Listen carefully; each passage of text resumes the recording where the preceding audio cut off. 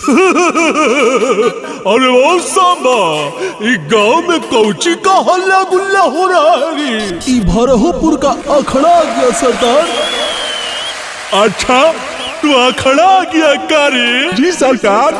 अच्छा, तो ये गाना किसका बज रहा है रे? सरदार विकास भोजपुरिया का। अरे ओ सांबा, तो तनी साउंड बढ़ा के बजाओ। श्री श्री 108 महावीरी पूजा समिति आखड़ा नंबर 1 मेला में आए आप सभी का स्वागत करती है।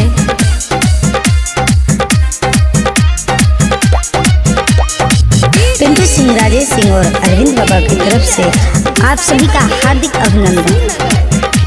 लगही के मेला हवे बुझना तू दूर के हो, अखड़ा भरहोपुर के।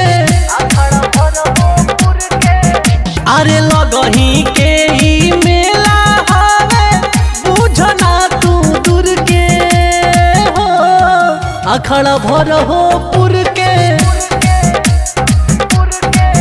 अरे छपा नहीं लवनी सिवा नहीं लवनी कोई नहीं संगर तुर के चाहे कवना पुर के। लगही के मेला हवे बुझना तू दूर के हो, अखड़ा भरहोपुर के। श्री श्री 108 महावीरी पूजा समिति आखड़ा नंबर 1 मेला में आए आप सभी का स्वागत करती है और करती रहेगी। पिंटू सिंह, राजेश सिंह और अरविंद बाबा की तरफ से आप सभी का हार्दिक अभिनंदन।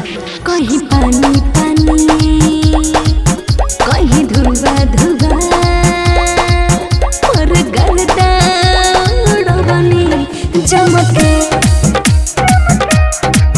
आज एहू जा पूरा गर्दा कदा ना त जानत नहीं खो तो हमके। और लाठी डंडा लेके बबुआ देखे लगा घुर घुर के चाहे कवना पुर के। लगही के मेला हवे बुझना तू दूर के हो, अखड़ा भरहोपुर के। भरहोपुर की सभी जनता को श्री श्री 108 महावीरी पूजा समिति आखड़ा नंबर 1 स्वागत करती है। पिंटू सिंह, राजेश सिंह और अरविंद बाबा की तरफ से आप सभी का हार्दिक अभिनंदन।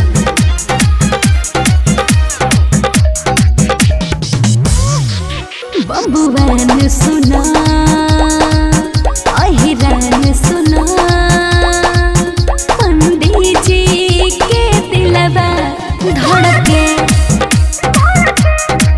देखी गोरिया हो तोहारे ढोड़िया हो, होई बिकसवो के मनवा सनके। अरे अखड़ा में रगड़ा कोरोना बबुआ लाठी डंडा बुर के चाहे कवना पुर के। लगही के मेला हवे बुझना तू दूर के हो, अखड़ा भरहोपुर के।